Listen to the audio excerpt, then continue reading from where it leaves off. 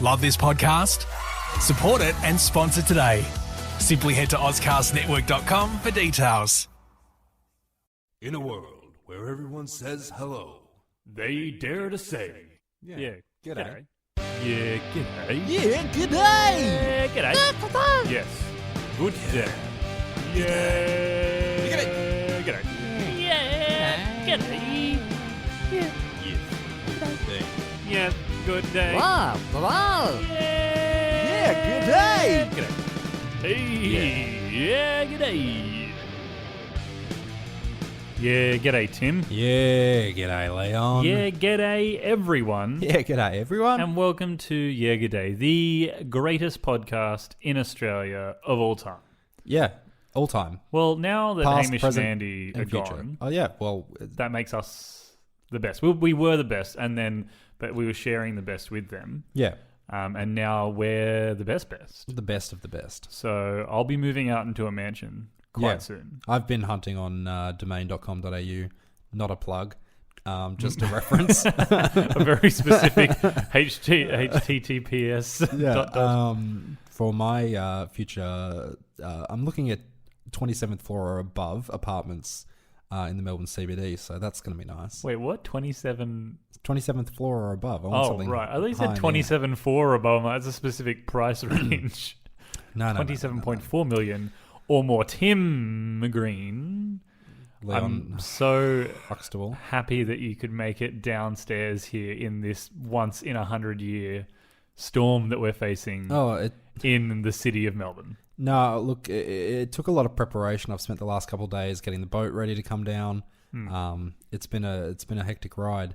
No, look, there's been pretty much no rain. I mean, there has been rain, Yeah, but it's look, definitely not been what they said it was going to be, has it? There has been rain and there has been bad rain. Like, I'm not downplaying the bad things that have happened in like regional Victoria and outer areas. Oh, definitely. But Melbourne City got like Nothing. It was as if I turned the sprinkler on and forgot to turn it off for 3 days. It got a bit windy towards the end of yesterday, but that's about it. But yes, it has been much worse in some of the regional areas, some of the outer areas of Melbourne and through Victoria. But in Melbourne City itself, it's been pretty much non-existent. And Tim, in times of trouble like this, in once in 100 years of trouble, I think people look for a beacon. A beacon, yeah. Not just to know where to take the boat or the plane, but also as a way of bolstering their I forgot how that saying goes. Bolstering their feelings, their thoughts, bolstering their optimism. I don't know anymore. No, I don't know I'm what not I've sure done. what you're getting at either. But they need a person. They need a figure. They need a figure to rally scapegoat. behind. Yeah. Ooh, okay. For their emotions. A scapegoat. Let's not go down that path. I need you to tell me about someone so good that it'll make me forget about this non-existent rain. All right. I find in times like this now, when we have these natural disasters, often we rally behind the artists of the world, don't we? The pop stars who step out and sing these inspirational songs. These big media figures, they raise money, they make us all believe with their artistry, their songs. Well, what if I told you that early in Australian history, we had one of those... you might even say that she was the first big Australian megastar. Megastar? I'm saying the M word. Mega. How dare you? Yeah. On this podcast. Megastar. We had a megastar in Australia before Not Kylie only in, Minogue. Not even only in Australia. She was a megastar throughout Europe. Take that, She was Kylie. a big deal. Big deal.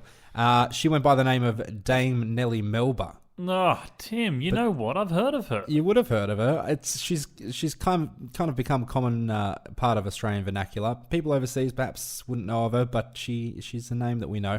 They should. The Brits should know. The Brits Britains. would possibly know about And her. maybe yeah. some of the Americans. Maybe. Look, Dame Nellie Melba, not her actual name. Oh, well, that's end of that No. episode. She was born Helen Porter Mitchell in 19th May 1861. She was an Australian operatic sopranos. Now, these guys were the true rock stars of that time period. Oh, yeah. They had big hair. They had lots of makeup. It was basically glam rock of the late 1800s, early 1900s. Yeah, and she was really the first Australian, male or female, to achieve international recognition as a classical musician. Is Nellie short for Helen? Nellie? Yeah. I'm trying to work out why That's she a called good herself. question, actually. Because I know why she called herself Melba. I'm sure we'll Maybe get to it that. is. But the Nellie, Helen Nellie. What was her name? Helen. What? Helen Porter Mitchell. Well, Actually, it's you not know Porter what? or Mitchell. Yeah.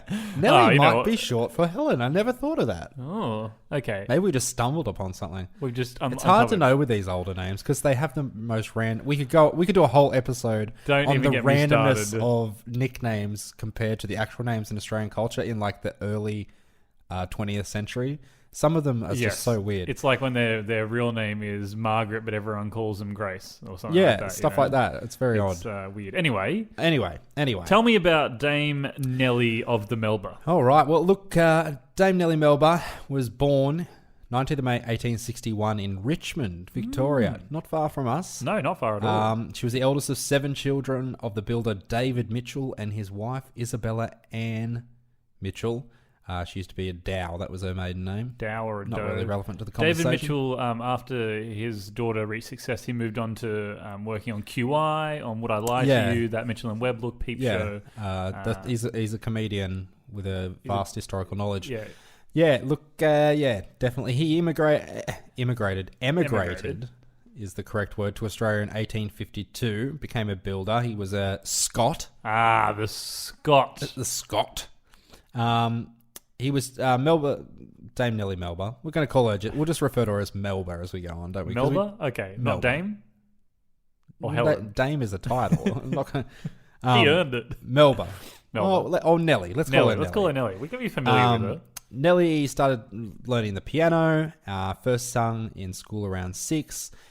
She was going to a local boarding school and ended up going to the Presbyterian Ladies College, which I think still exists. Yeah, I don't PLC. know. It's literally just up the road. Like, I drive past it all the time. When she in her teens, she performed a lot of amateur concerts in and around Melbourne, played the organ at church, and her father really encouraged her to study her music. But weirdly enough, disapproved of her choosing singing as a career. So he was okay with her doing it on the side as long as she was focused on her studies. You don't focus on your studies, you don't get the good grades, you don't do it anymore, Nellie. You maybe understand? He wanted her to just be a piano player. Yeah, maybe. But look, sadly, Melba. Nellie's mum died in 1881 in Richmond, at which point her father actually decided to move the entire family almost as far away from Melbourne as you could possibly get north. I mean, you could keep going to Cairns, but Mackay in Queensland. It's Why? Very long way from here. It would have taken them so long to get there as well back then.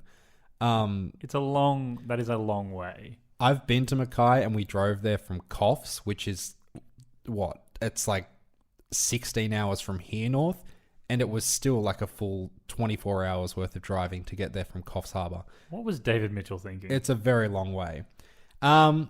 She quickly became pretty popular in Mackay society, actually, with her singing and her piano playing. But in 22nd December 1882 in Brisbane, she actually married a guy, Charles Nesbitt Frederick Armstrong. That is a mouthful of names. It is. Nesbitt is one I've never heard before, but I'm quite intrigued by it. I've heard it and I can't tell you why. I really like it, actually. Nesbitt. Nesbitt, yeah. They actually had a child, a son, George, born on the 16th of October 1883, but the marriage was not a success. Story goes, Charles had a penchant for beaten women, and he did do that to Nellie on more than one occasion, apparently, and so she left, came back to Melbourne, and she was pretty determined at this point to pursue a singing career, which is pretty badass already. The fact that she had the balls to leave a husband at that time when things like that weren't really the norm, move to another city and just say, fuck it, I'm going to go for singing.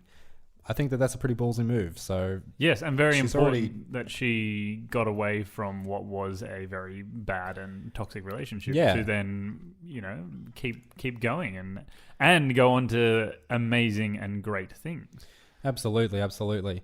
So obviously she started singing concerts around down here in about 1884, and she's doing pretty well for herself. Not a huge name, right? But at least enough success that she decided she was going to travel to London to see if she could do a little bit better over there. Right. She debuted at Princess Hall in 1886. Didn't really make much of an impression.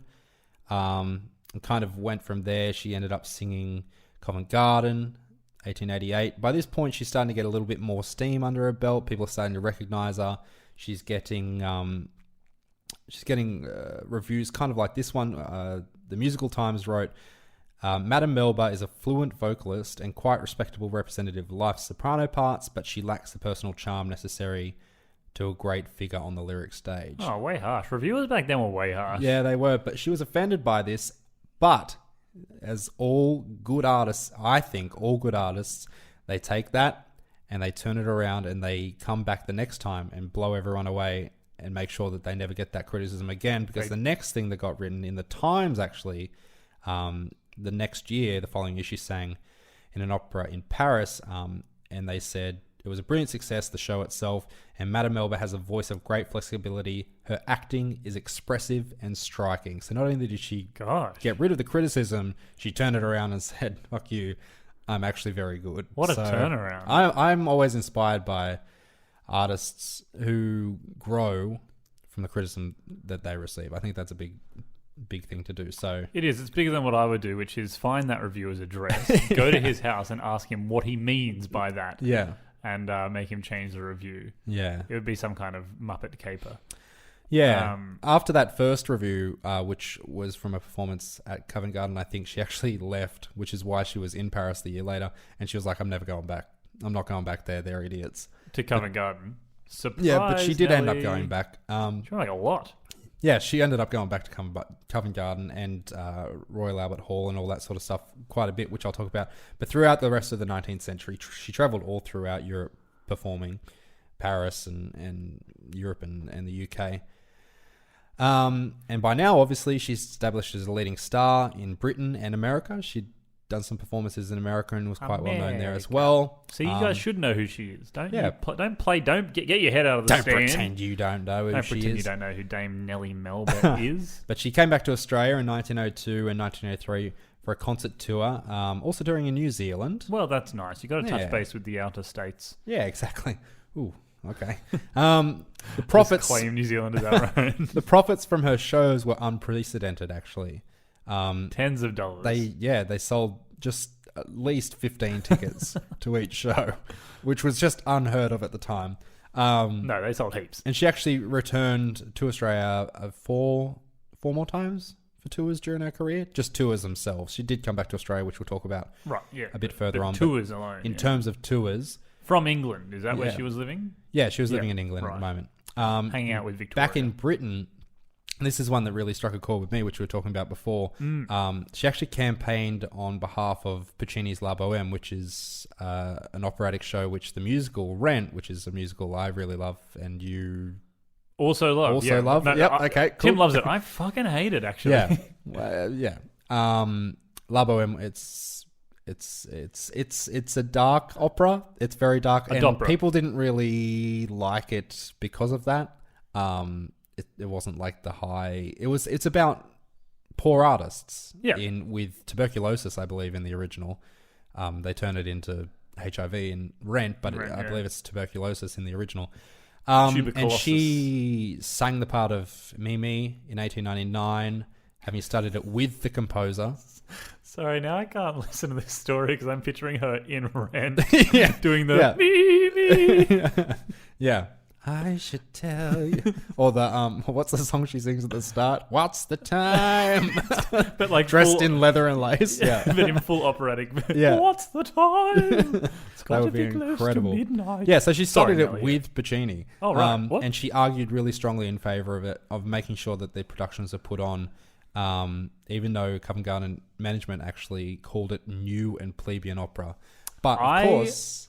Again, sorry, I just fucking love the critics of that time because they were like nowadays, bloody nowadays with all these poppies, snowflake syndrome. No, but everyone pussyfoots around it, whereas back then they were like, oi, this is shit. And plebeian. Yeah. Something new. Fuck off. Not for me, thank you very much. I'll take my Gilbert and Sullivan and leave. Yeah. Was Gilbert and Sullivan around back then? Yeah. I don't know. This is Gilbert and Sullivan. Yeah. It's a little after, / sort of at the same time. But they were just calling anything plebeian or calling anyone a pleb is like the best insult possible. I love calling things plebeian. Yes, anyway. But yeah, I mentioned she performed at Royal Albert Hall, which is a very big deal. That's a huge deal. We'll in London. She performed there 26 times between 1898 and 1926. 1898 and That's like 28 years, which means she performed there almost every year. Maybe she did a couple of half-year performances. Maybe she did. As half. Yeah. And then, But that's a lot. To perform there once is a huge deal. Like you watch like comedians or music acts now. They have the royal performance at the Royal Albert Hall. Yeah, you have once that a week there. for the royal family. But like when people have a live show at the Royal Albert Hall, like, you know, I can think of maybe bands that have done it like maybe twice, tops, like 3 times maybe, but she did it fucking 26 times. 26 times, which is an enormous deal. And even though she'd had those problems with Covent Garden at the very beginning, she ended up calling it her artistic home. But she did start to sing there a lot less over the 20th century because she was starting to get a bit older at this point. Yes. That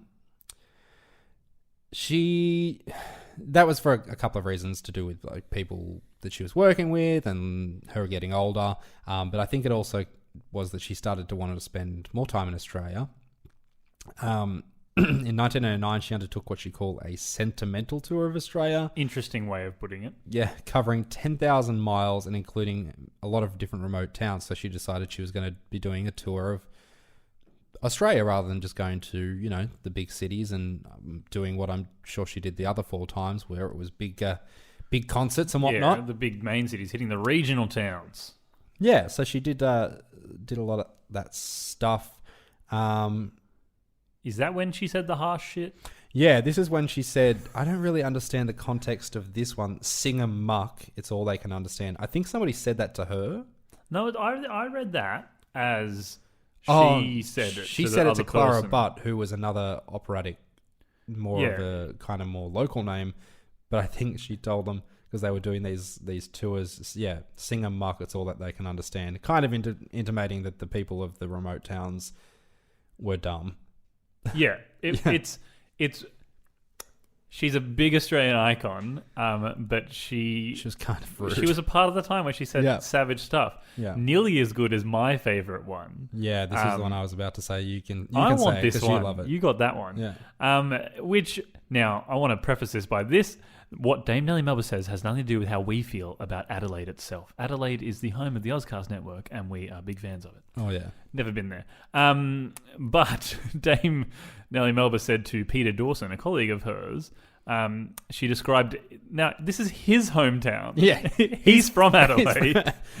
And she's like, Peter, Adelaide is that city of the 3 Ps. Parsons, pubs, and prostitutes. Which is the same. It's basically the equivalent of when you meet a new group of people at a pub and they say, where you're from, and you say Coffs Harbour, and they're like, oh, fuck, that's rough. Yeah, it's or it's like how I respond when people are like, where are you from? I'm like, Sydney, it's bad. Yeah, what is much. Parsons, though? Parsons, I think that's like a company, isn't it? What? No, it's got something religious. Oh. Some kind of religious thing. Okay. I can't remember exactly. We'll look it up later. It's not important. Yeah, maybe. But anyway, so she was a bit savage. Yeah, anyway, she spent a lot more time in Australia. In 1909, she bought a property in Coldstream, a small town near Melbourne, and she built there in 1912. Ended up setting up a music school in Richmond, which eventually merged with a conservatorium in Melbourne. Coldstream has good cider, by the way. Just putting that out there. Yeah, they do, good actually. Brewery. Good point. She was actually in Australia when the First World War broke out. And this is one of her big achievements. Like, she's obviously done huge things before then. Yeah. But huge things performance-wise, I think, would be the way of summing it up before this moment. Yeah, really admirable thing she did at this point. She threw herself into fundraising for war charities. And she actually raised £100,000. Huge. For the charities, which I did the calculations because we wanted to know. We knew that was a large amount of money back then. Yeah. We wanted to know what it kind of would be now. If you were to take inflation into account, that amount would be, in Australian dollars, today, approximately $9,900,000. Nearly $10 million. Almost $10 million is what she raised over the period of the war. She was about 4.5 years. She was the original Bono. Yeah. Enormous amount. 10 million is a lot of money. Yeah. And like back then 100, which I believe you're probably about to talk about the fact that wasn't it that raising of money that led to her damage? It is, yeah. So because of that, they made her, she was created a Dame Commander of the Order of the British Empire, so a DBE, in March of 1918, and that was for services in organising patriotic work. Yes. She got upgraded, didn't she? What do you mean? I think I thought I read somewhere that they gave her I think DBE is the upgrade because you've got like OBE, which is Order of British Empire, which a lot of people... They gave her that first, didn't they? I don't know if they gave... I think they just gave her the DBE. I think they did. You talk about her damage and I'll... You look it up. I'll look at this.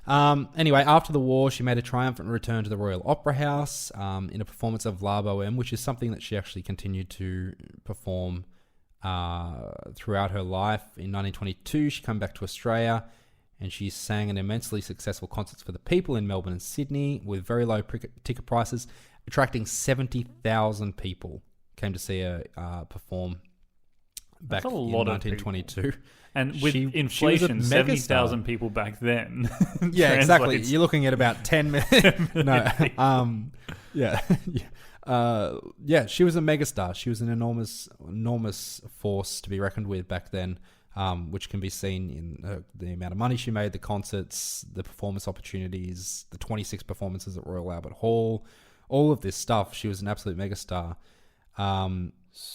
Sorry, I found the thing. Oh, yeah? So she was Dame Commander of the Order of the British Empire in 1918, which it says... it was along with Mary Whitney, the first stage performer to receive the order, so blah, blah, blah. But then it said for her charity work in World War One, that's what it was for, and was elevated to Dame Grand Cross of the Order of the British Empire in 1927. I didn't have that. Yeah, Nice. Well, you didn't read Wikipedia like I did. Clearly, I did not. Sorry, you were talking about her concerts, her big ones. Yeah, I was kind of getting towards the end of her career because around 1926, she made a farewell appearance at Covent Garden, singing some scenes from Romeo and Juliet, Othello, and La Boheme, as per usual.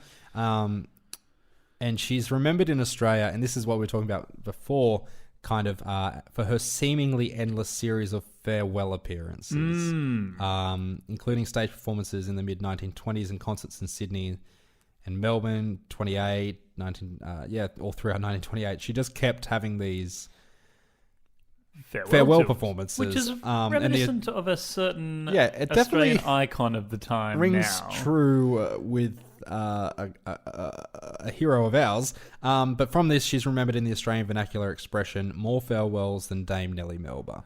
Yes, although I think that's soon going to be overtaken by more farewells than John Farnham. Oh, I think it already has been taken over by more farewells than John Farnham because he has a farewell every single year. He did another concert this for the weekend. last 15 years. So yeah, he is he's out of control with his. Yeah, he's nuts.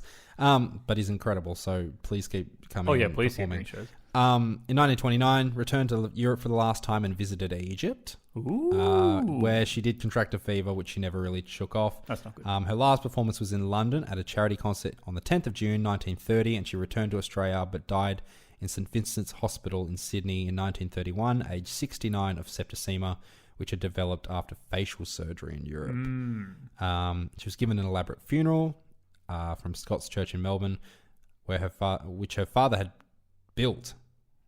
Interesting. And she'd sung there as a child. He built Scott's Church. Yeah, he helped build Scott's Church, and she'd sung there when she was a kid in the choir. Right. The funeral motorcade for this woman was 1 kilometre long. Just a cheeky kilometre. And her death made front page headlines in Australia, the United Kingdom, New Zealand, and Europe. Billboards in many countries said simply, "Melba is dead." And part of the event was filmed for posterity. And she was buried in Lilydale Cemetery near Coldstream. And her headstone bears Mimi, the character that she would often sing songs from La Boheme's farewell words, "Adios senza rancor," which means farewell without bitterness.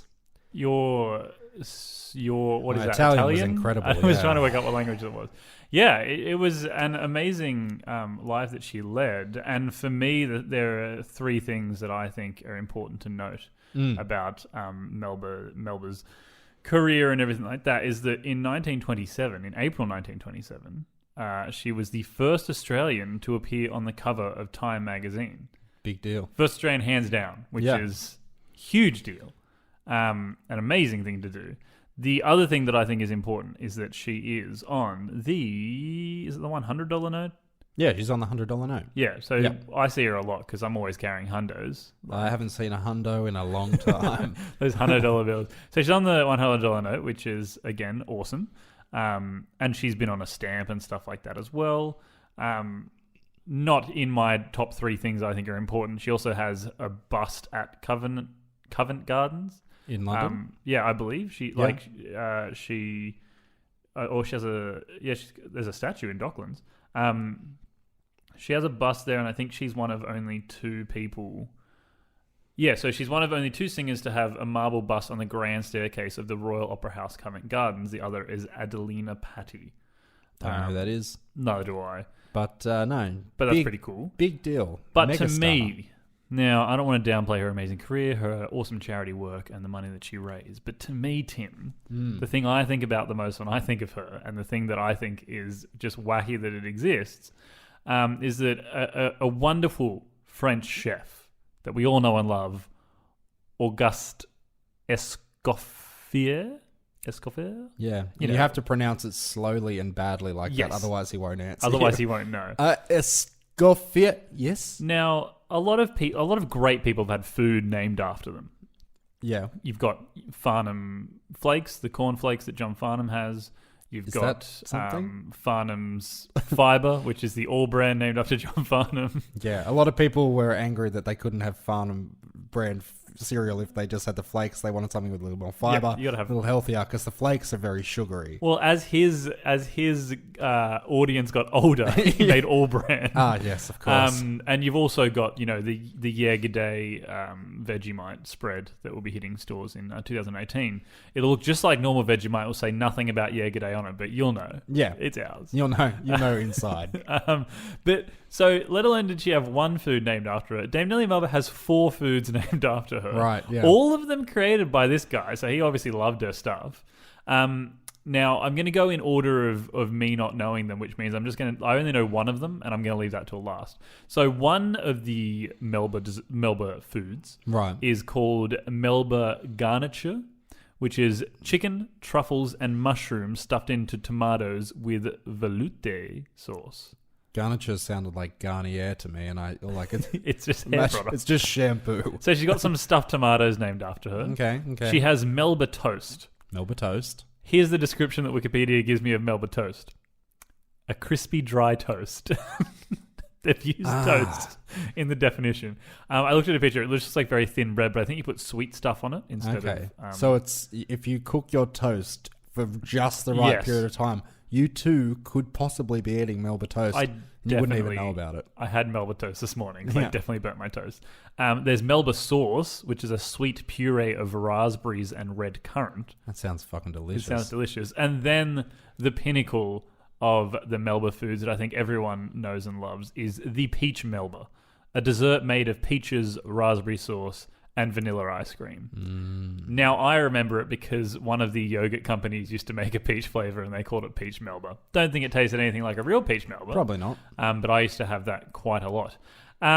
So that, Tim, I think is that. Did you have anything left to add about her That's the life? whole Melba. That's Nellie. It's the Melba experience. That's Nellie down to a short period of talking about her life, isn't it? So, Although I guess we didn't mention that the Melba part was yeah, Melbourne. after Melbourne. Yeah. So she was Dame Nellie. Somehow we didn't get to that. We assumed Nellie being Helen. And then she added Melba so that people knew she was from Melbourne. You know, where all the plebs were that could only understand muck. Yeah. But she's great, and she did a lot, and it's quite an amazing story. It is an incredible story. A woman who, you know, kind of didn't really think anything was going to happen, kind of went down the path of semi-ordinary life and got stuck in an abusive relationship and then said, fuck this, I'm not doing that. And then pursued her dreams and became one of the world's biggest stars. So yes. not only that, then she used her power to do everything she could to better the world, which is really something. Yes, a pioneer at the time. Australia's first mega pop star icon. Eat your heart out, Kylie Minogue. And I don't know why I'm picking on Kylie today. Somebody other Australian. Can't think of anyone else. Natalie Imbruglia, take that. She got it. What's that sound? Ooh, what is that? That sound, Tim. is the Harold Holt Watch. Whoa!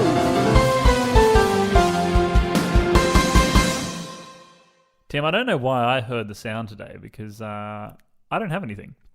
Yeah, well, it seemed to come through on my computer, perhaps. Oh, interesting. Oh, here it is. That joint email that only sometimes comes through to you and sometimes comes through to me. Yeah, I mean, you don't have a computer in front of you, so True, maybe that's... yeah. No, I haven't. I don't know why we had to tell people that. Yes. Look, I do have a letter. Ooh. It's beautifully written. Crafted. I'm going to read it to you. Please, that's what I would like you to do. Yes, well, that's the whole purpose of this segment, isn't it? All right, it says, Dear Leon and Tim, hello, how are you doing? Are you feeling well in yourself? We'll answer you after we've read the letter. Is this my nana? My name is Mavis, and I live with my husband of 56 years in the lovely town of Albury. Oh. I wanted to write to you as I have enjoyed your show a lot since my grandson put me onto it. Often David and I'm assuming her husband's name is David, Yes. Didn't put that up front, but it seems like that from context. Context. We'll sit on the porch of an afternoon and listen to the show while we watch the lorikeets eat and bathe in the bird baths we put in the trees. Beautiful. I have been eagerly following your search for Harold Holt as I remember his disappearance myself and the effect it had on us all at the time. It was quite a large shock and so unusual that we still don't have any answers. I never thought I would be writing in to give my own sighting, though. Last weekend, I boarded the bus with the ladies from my fellow members of the CWA, that's the Country Women's Association. Thank you for that. And went to Sydney to see a matinee performance at the Sydney Opera House. Oh, beautiful. The show was a collection of operatic pieces sung by some of Australia's best. I could not believe my eyes or ears when a gentleman took the stage to sing a thrilling rendition of Nessun Dorma from Puccini's Turandot. He was the spitting image of Harold, and with a voice like none other I'd ever heard before, and I have all the old operas on vinyl still.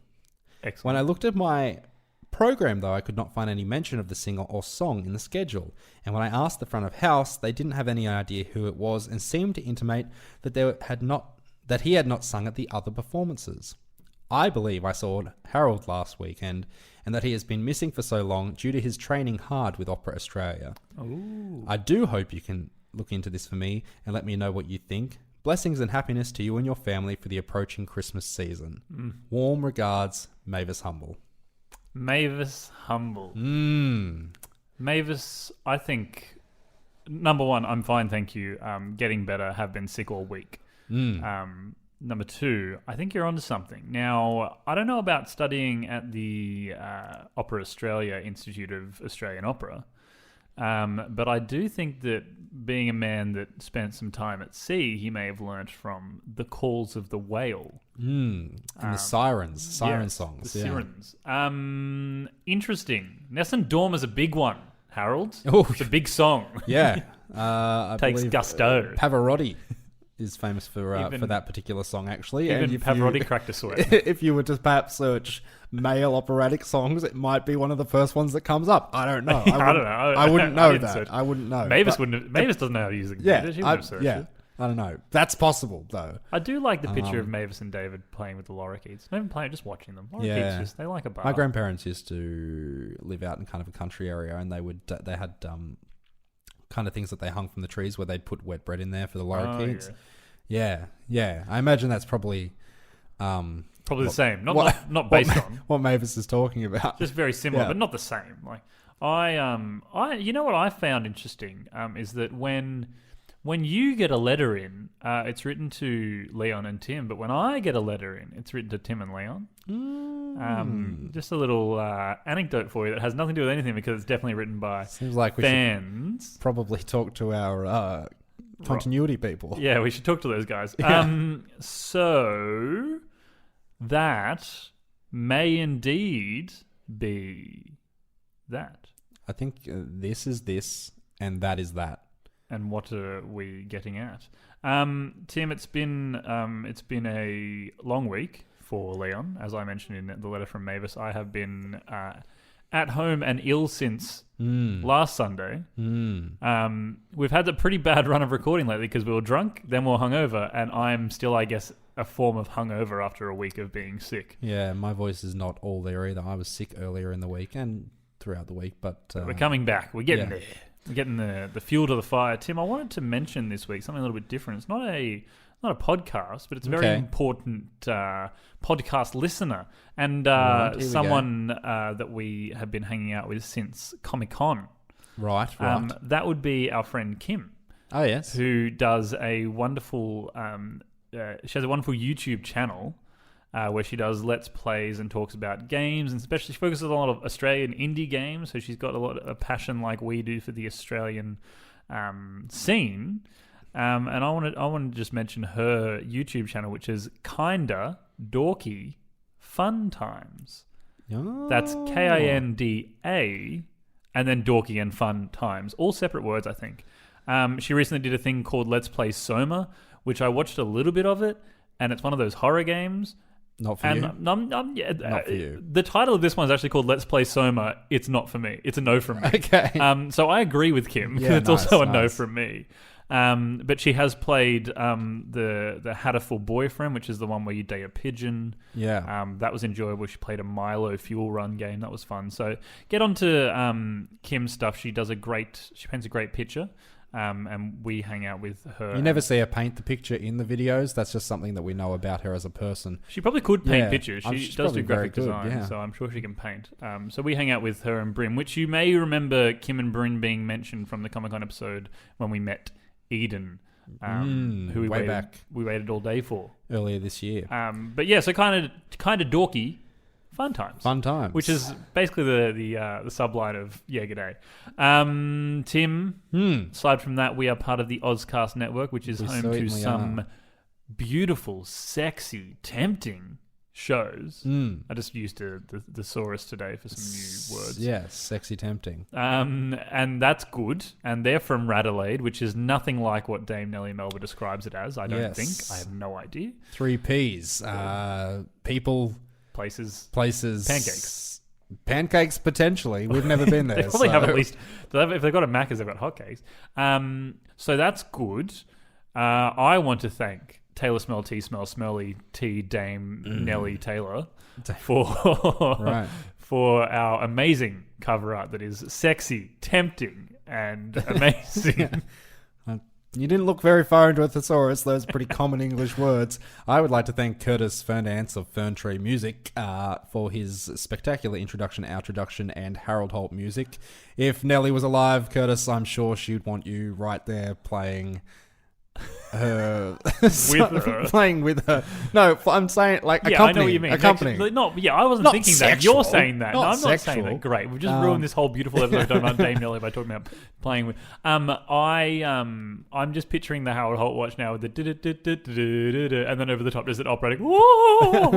Where is he? Where is Harold? That'd be incredible. Actually, this has been a great episode for our operatic career, which will launch very soon. Yeah. We also need to mention our social medias, which is Instagram, Twitter, Facebook at Yeah G'day Podcast. Join our group because we're having fun in there still. We're talking about wombats in the last week. A lot of wombat poop. A lot of wombat poop. How did it get in there? It's a digital space. I don't know. It was weird. It clogged up my computer. Yeah. But we have fun in there. You can email us or Facebook us with your Harold Holtz and your Dadvice, because we get them sent in all the time. We're inundated. We're a backlog of responses, really. Oh, 100. 100? 100 what? It's youth talk. I think it means good. Oh, yes, the old sure. hundo. I think that's it. Did I cover everything? I think we've covered every single thing, yeah. Except for you and I. We're naked. Tim. Yep. It's been a good episode, as always. Yeah, g'day, Tim. Yeah, g'day, Leon. Yeah, g'day, everyone. Yeah, g'day, everyone. Catch you on the flippity flop.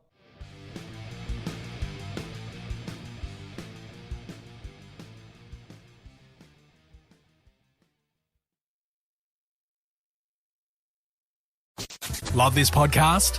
Support it and sponsor today. Simply head to OzcastNetwork.com for details.